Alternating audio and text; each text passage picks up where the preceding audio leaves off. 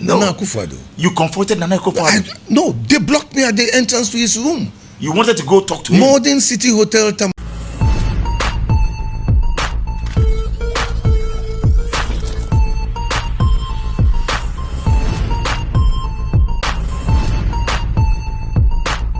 You are watching Kasapa Media.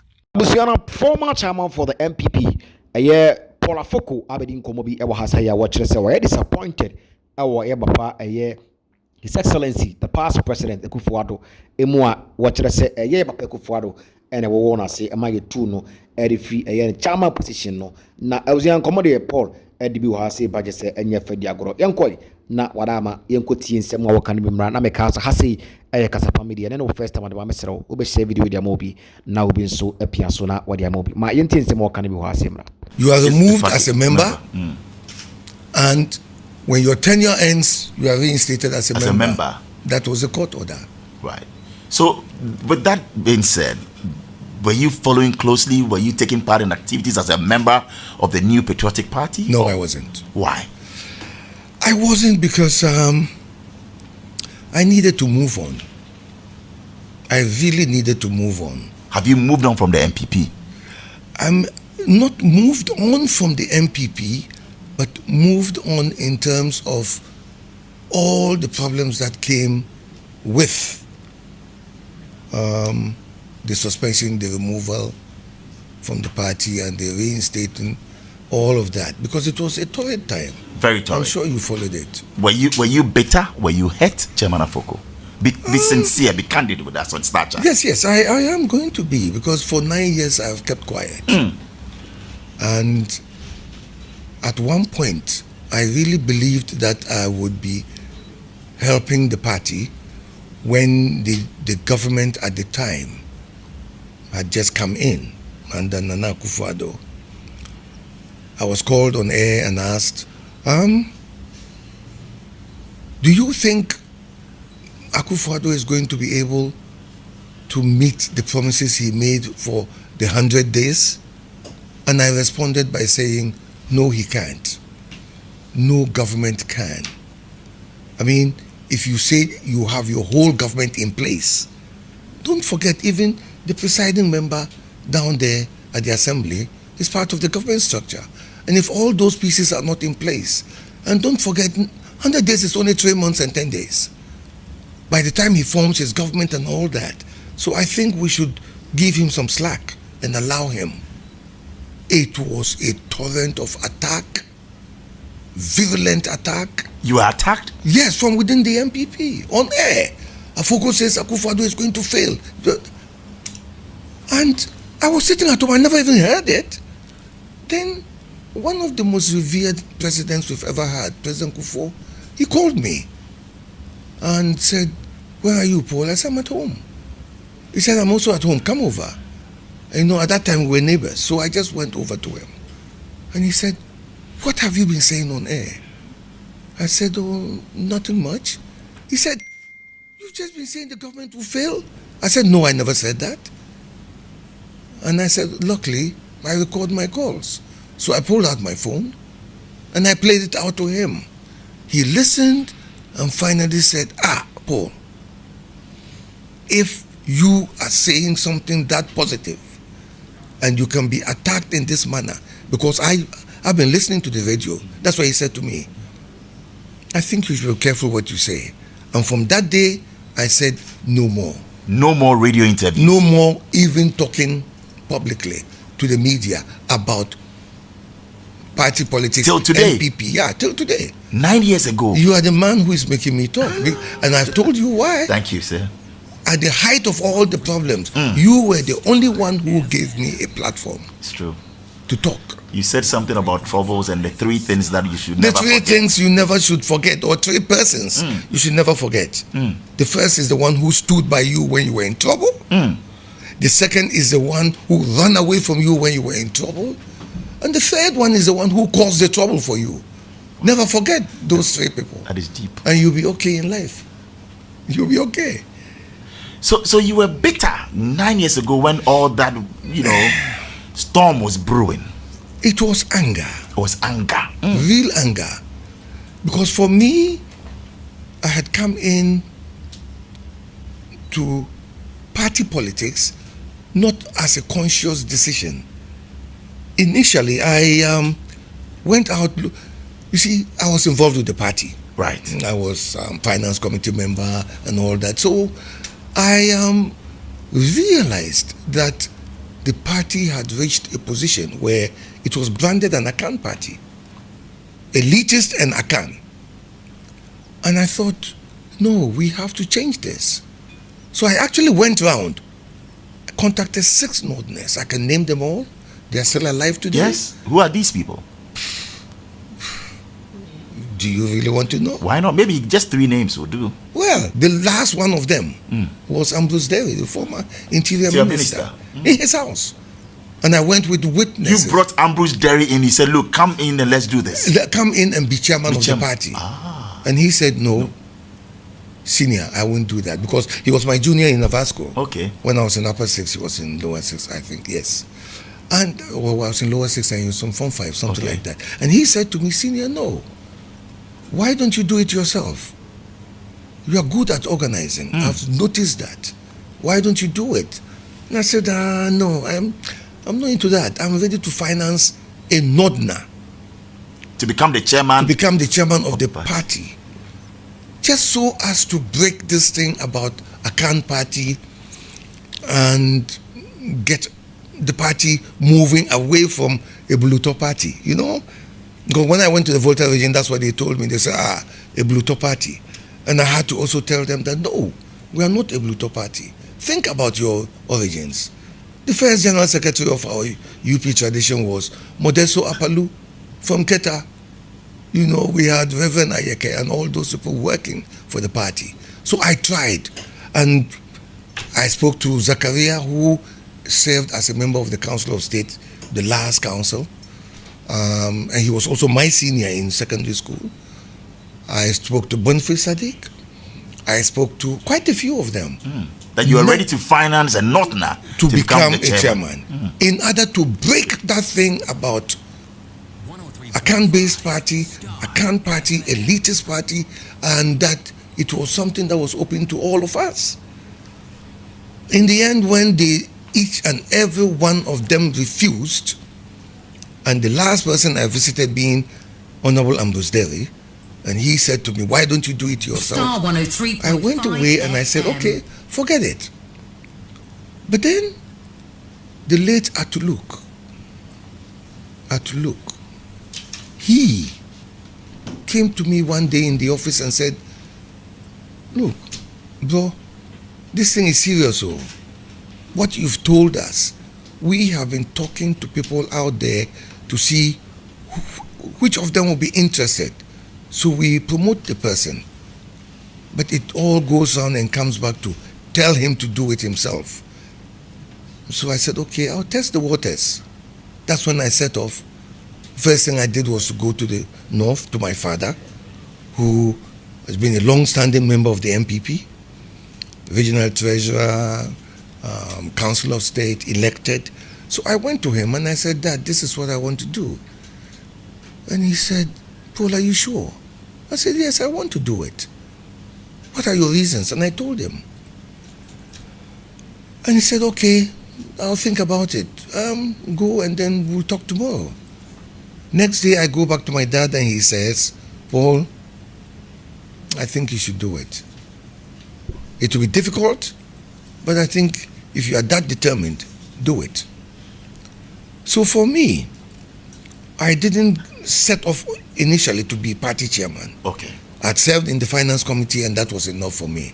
You weren't ready to become the party chairman? No. I wasn't thinking about that at all. But how significant was that moment, personally and politically, in 2014 when you became the national chairman of the MPP? Ooh, that was mind-blowing. Because, you know, I went through a grueling campaign. I visited every constituency in Ghana 3 times. And I went the first time when we knew elections were imminent. So the people I spoke to in the constituencies were not definitely going to be executives next time round. And then the second time and the third time, and the sort of things that I had to go through. So it was such a great relief. Can you imagine that you are opposed by the so-called gurus of the party? I'm going to give you a quotation. Sure. After I saw my dad, I went over to see President Akufu, and he just listened to me for a while, and he said, okay. And he changed the topic, and we're discussing something else. After a while, he just threw a question at me. He said, if you can do it, that would be great. By then, I was lost, because he was now talking about going to observe the South African elections. Okay. So I said to him, sir, what do you mean? He said, you said you want to be chairman. And I said, oh yes. If you can do it, that would be great. I thanked him. And then he said to me, go talk to Akufu Addo. He is the presidential candidate. And I said, thank you, sir. So I left. I called Nana at the time, presidential candidate. Well, he wasn't. He had lost the elections, and now he was going to contest again. And he said he was out and about. Those were his words. I'll come to the court. And I said, okay. So I went over to see Honorable Kwadwo Mpiani, the chief of staff, Kufuor's chief of staff, and I talked to him. And in fact, Honorable Mpiani, his wife Faustina, we call her Auntie. She just said to me, Paul, can you do this? I said, why not? She said, you don't take nonsense from people, and you get a lot of it in politics.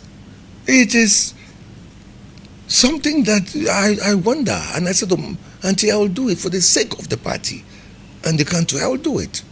I'll discipline myself. I am able to do that. Then Akufu Addo called me whilst I was at Kwadwo Mpiani's house and gave me time to come the next day. So I went to his house the next day, and I told him what I wanted to do. And now I come to the court. He said, I suggest that you don't do any campaigning now because the party is in court. You remember the election petition? Yes, correct. You and I will not be. Yes.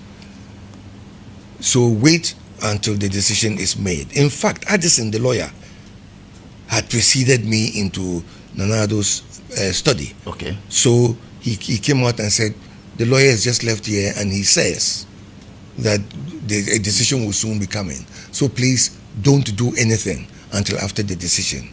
And I said, Nana, I'm not campaigning. I'm just informing people like you. And in fact, President Kufuor told me to come and inform you. You told him that? Yes. And he said, really? I said, yes. He said, and I'm grateful. I said, that's what he said. Then he said to me, okay, when the time comes and you are going to contest, and this is the quote, direct, I haven't forgotten it. What, since 2014? I haven't forgotten it. Right. You will 11 years ago. Yes. And if the party is looking to the north, you will find that I am not your enemy. That was a loaded thing. But I just took it to my stride. I said, yeah. Instead of saying you will find that I'm not opposing you, I'll be okay and all that. He said, I'm not your enemy. For me, it was nothing, and I went off. And that was it. Now, to have gone through all that, including party gurus who were campaigning actively against me, trying to smear my name. On one occasion, they even called me a homosexual. Oh, they did? Oh, yes. Wow. Yes, and I don't want to name names. You've been through a lot. And I actually called the person who said that. I called him and I said, I hear you're calling me a homosexual. And so where did you hear that from? I said, I asked you a question. Either he said yes or no. He said, I don't want to engage in that sort of conversation. I said, anyway, I called you to tell you one thing. If I am a homosexual and you describe me as a homosexual, I will not be offended because that is what I am. If I am not a homosexual and you call me a homosexual, then you're only just telling lies because I am not a homosexual.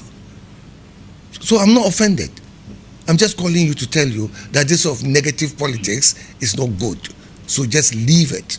Respect yourself. And it's an older man. Wow. Older man. All in the name or because of politics. Politics. So I told him my truth and cut it and moved on. This is what I went through. So on that day, after all the vote buying in Tamale, people bought votes to kick you out, to make sure that you would not become... I had constituency chairman come up to me and say, Chairman, not chairman then. Yes. Mr. Afoko, look at this money. Wow. I've just been given this money and told to go and share it amongst my executives. Did you buy votes? Why would I do that? You've never done that. I had gone round the constituencies. I had gone round 3 times. I had delivered my message. I had warned them that if we did not win the next election, the sitting president would win his second term. That would mean NPP being in the wilderness for 12 years. Wow. And we will be emaciated. So it was only good and proper that we got together, fought this thing properly and diligently. And they bought into your message. And they got my message. They got my message. So we have vote buying in politics. Oh, it's happening. You witnessed it. I witnessed it. I mean, I even went in anger to go and confront the presidential candidate at the time to say, look, please save your money. You are wasting your money. I'm going to win. Who was that? But who was the presidential candidate? Nana Akufu. You confronted Nana Akufu? No, they blocked me at the entrance to his room. You wanted to go talk to him? Modern City Hotel Tamale. They blocked me. And his bodyguards and said, oh, he's in the bathroom. He can't see you. And I saw Tanko, who is Dr. Bahomian's bodyguard. And I used to be very free with that guy.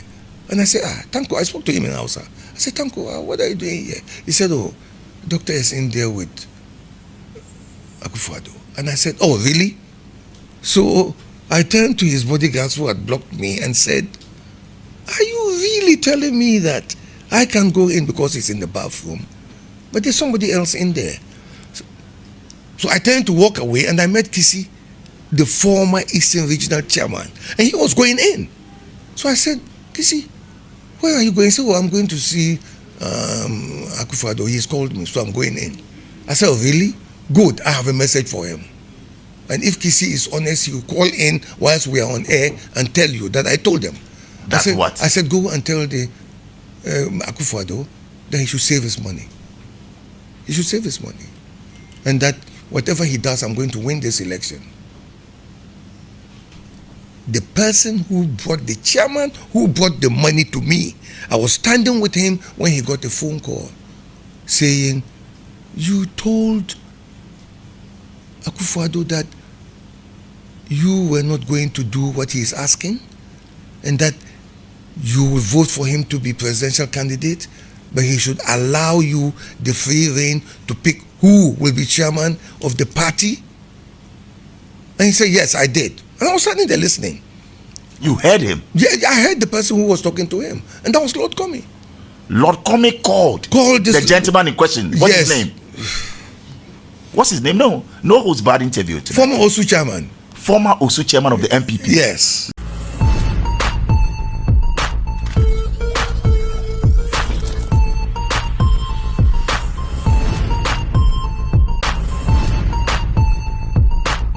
You are watching Kasapa Media.